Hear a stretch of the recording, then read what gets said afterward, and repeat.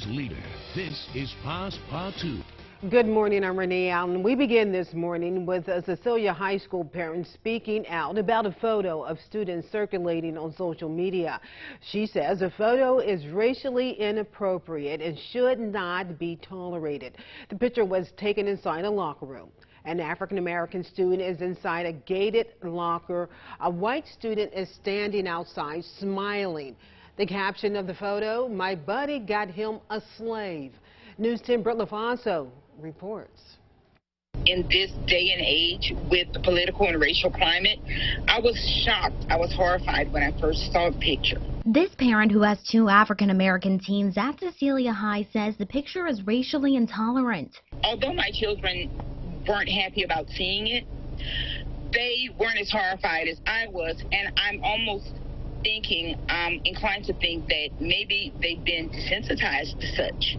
She says this is not the first time she's learned of racially charged incidents at the school and worried it's becoming more commonplace.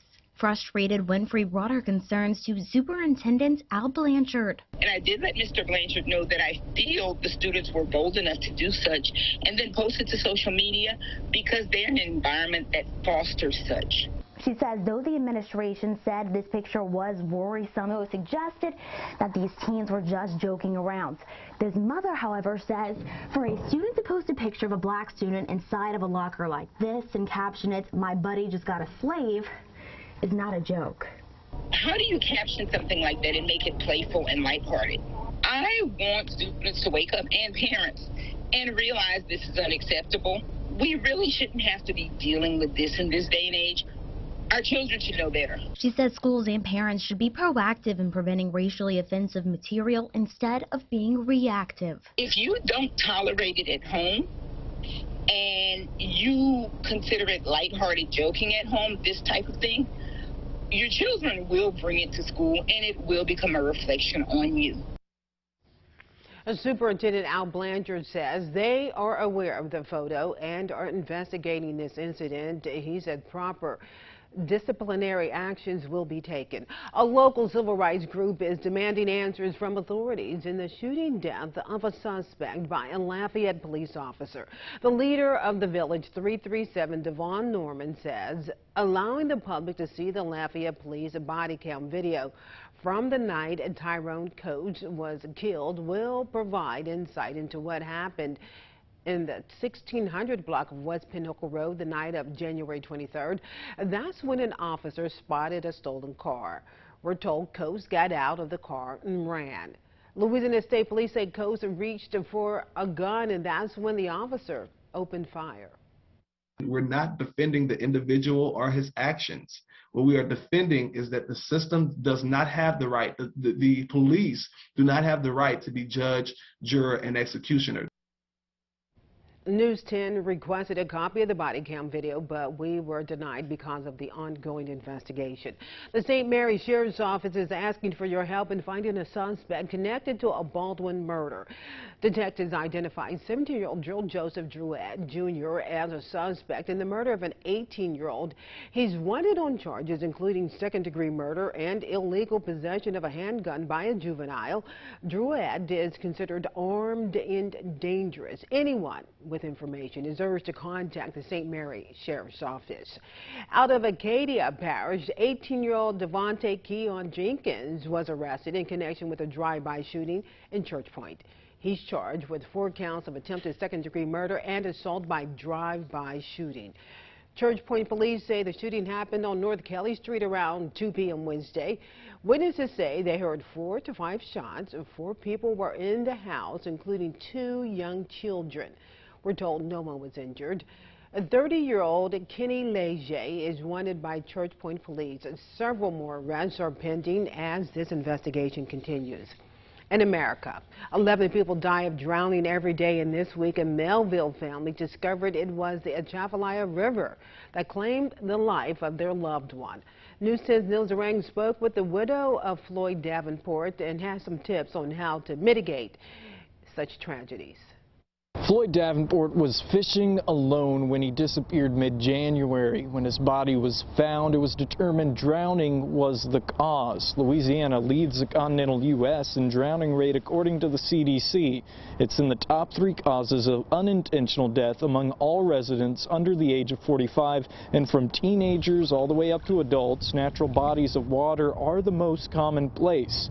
Men account for 80% of the state's drowning deaths. I never would have dreamed of losing him, and definitely not in this fashion. It's hard.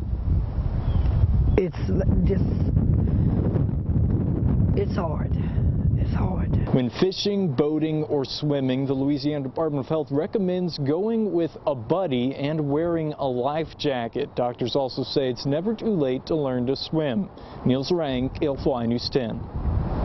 Meanwhile, Calcasieu Parish is getting some much-needed federal funding to help clear debris in canals and ditches left behind by Hurricane Laura.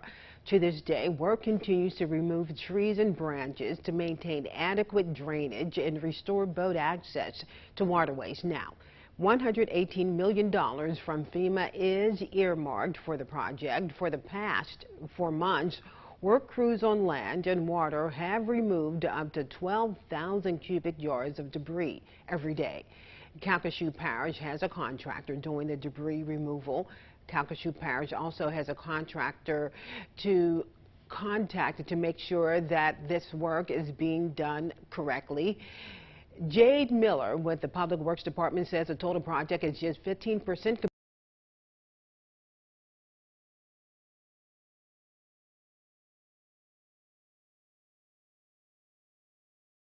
and our footprint on the project. Obviously we're going to get parish-wide. You have to start somewhere, and we're also working as the permits continue to come in. There's a project this scale, as you can imagine, there's a lot of permits, a lot of regulations you have to go through, and to get reimbursement, do it correctly. So we're doing it by the book. We have it prioritized, we have it phased out, and that's where we're at. All right, we're told the entire project is not to exceed $175 million from start to finish. Now to the major winter storm that has battered most of the country this week, and several 100,000 homes and businesses remained without power Friday night as heavy snow downed tree limbs and power lines from Texas to Ohio. Laura Podesta has more.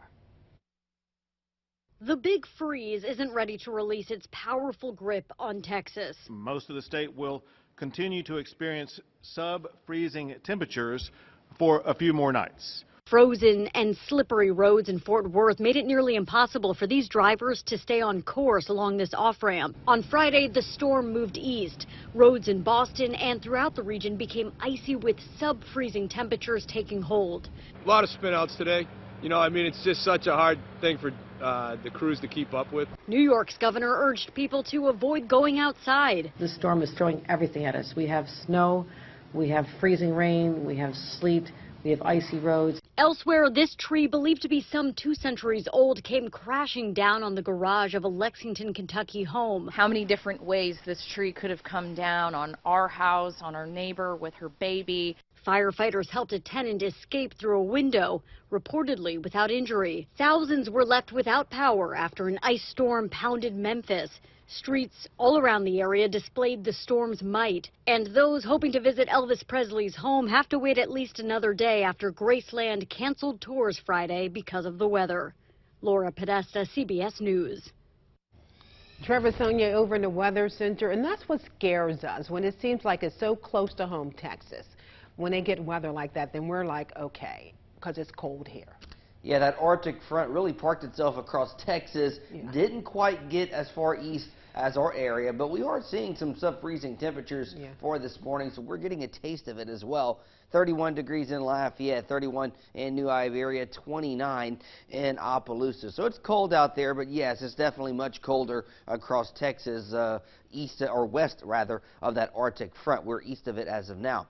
Feels like temperatures in the lower 20s. We have a northerly wind out there, so definitely a cold morning as you step out the door. Satellite radar shows these clouds clearing out, so that's why radiational cooling really got going after midnight and temperatures dropped. Notice the rain and snow still across the mid-Atlantic states and across parts of New England. New storm system dipping into the northern portions of the country, but otherwise a pretty quiet morning across much of the nation. Temperatures warming up quickly. Notice rising through the 30s and 40s, getting into the lower 50s later on this afternoon. So warming up some solid 20 to 25 degrees.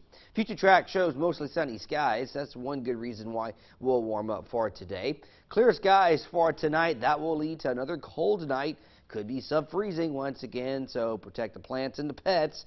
And then for tomorrow afternoon, getting back into the mid-50s, lower 50s for today. Notice sub-freezing again tonight. I'll say around 32, 33 for the coast, about 30, 31 for the I-10 corridor, and then maybe the upper 20s again for the northern portions of Acadiana and central parts of the state. And we're in the mid to upper 50s tomorrow afternoon with that sunshine continuing. Northeasterly winds 5 to 10 miles per hour. As long as we have these northeasterly and easterly winds, we'll continue to get that cold air advection from the north, but the wind field looks like it will die down a bit for the day tomorrow. Upper level pattern, we have one more trough that will be dipping down, but it looks like all the moisture with this will be well to the south of us, so no rain chance expected on Monday, but it will give us more northwesterly flow, keeping nice weather in the forecast. And this looks like it will continue. This trough is not going anywhere anytime soon. It will continue to get these impulses coming in from the north. Here's another one on Thursday, so that will keep the sunshine in the forecast, a dry northwesterly flow in the forecast, so it looks like a nice stretch of weather. Here's Monday. Notice the rainfall well to the south. Monday, Tuesday, Wednesday, just rolling this forward. This is the GFS model. Another front tries to come in Thursday. This one will be weaker. It looks like it will come in dry, maybe a 10% chance for a shower on Thursday, but this quiet, dry stretch of weather looks to continue through much of next week. 52 your high today, mostly sunny and cool. 7-day forecast shows another freeze for tonight and for tomorrow morning. Mid-50s tomorrow afternoon, mid-30s Monday morning, so it will be a cold start to your work week. Upper 50s Monday afternoon, and then we start to see a warming trend. We get into the low to mid-60s Tuesday through Friday with sunshine continuing and lows moderating into the lower 40s, but it still will be a pretty chilly 7-day forecast. Even lows in the lower 40s. It's pretty cold for this time of year. Yeah, and what adds to it is when it rains on us and it's cold outside. That just takes it to a whole nother level. Well, the good news, no rainfall in my 7-day forecast. Yeah, good news there. Thank you for that, Trevor.